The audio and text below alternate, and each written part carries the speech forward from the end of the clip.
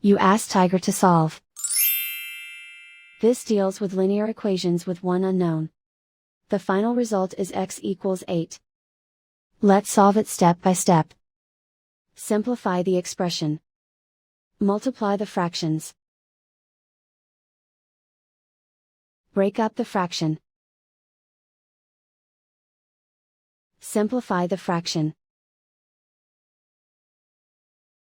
Find the greatest common factor of the numerator and denominator. Factor out and cancel the greatest common factor. Group all constants on the right side of the equation. Subtract 5 from both sides. Simplify the arithmetic.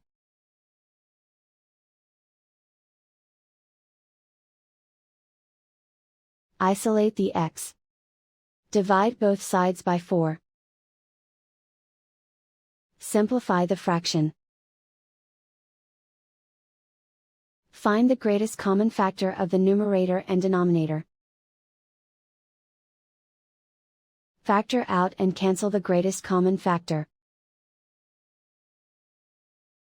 And so the final result is x equals 8.